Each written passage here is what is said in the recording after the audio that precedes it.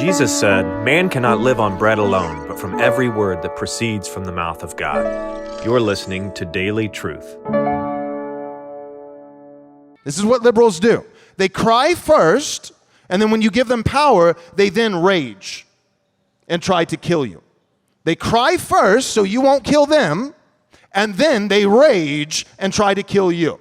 And I'm speaking metaphorically just for the record. Okay, so the FBI doesn't need to come in, all right, metaphorically. But in Israel, it was literal. But the metaphoric principle, the spiritual principle, continues for the church in the New Testament, under the New Covenant. And so my point is this: we pitied, conservatives and Christians pitied the wicked in our nation, in our culture, in our society, in our politics, in every single realm. And in pity, what we did was we began to strengthen those who were in rebellion against God. Make provisions, make allowances, do this, do that. We began to fight for them, not against them, but for them. We began to repeat their rhetoric. We began to talk about how Christians should be winsome, right? Courage, smurrage, right? Winsome, that's the real virtue of Christianity, and how we should be gentle, and how we should be this, and how we should be that. And now all of a sudden we realize our children are in danger. That's how serious it is. We realize that now. And so my point is this: they're screaming, they're raging, not because they're going to win. Their doom has been set by God.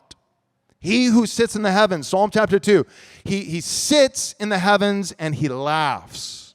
He is mocking his enemies. He doesn't even bother to get off his throne, and he holds them in derision.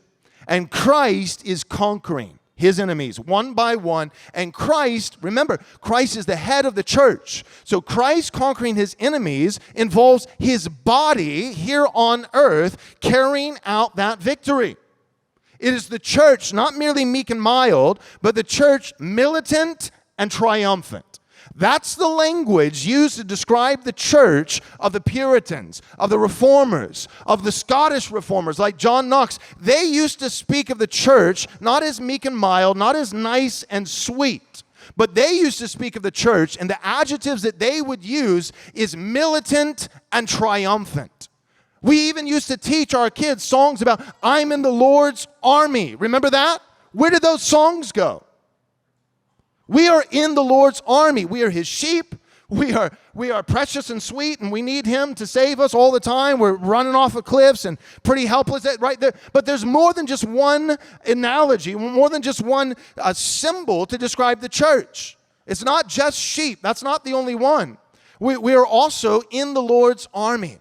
We are fighting the battle. And the Lord, he is the one who has gained victory of this battle. He has assured it. He has guaranteed it. So, just like Joshua said to the armies of the living God, to Israel, when they had the enemies on the rope, he said, "Be strong and courageous. The Lord is with you. Be mighty in battle. Don't shrink back. Pursue the enemy. Don't let them get away. Hunt them down. Grab them. Bind them. And destroy them all. Your eye shall not pity, because if it does and you mingle with them, they will rise up within you and turn your hearts after false gods and pervert your culture and pervert your society. And you yourself, they are under the Lord's judgment now, and you are being used as the Lord's sword to deal out that judgment. But if you conspire with them," and it all starts with pity, "if you conspire with them, you yourselves will find yourself under the Lord's judgment." And that's what happened again and again with Israel.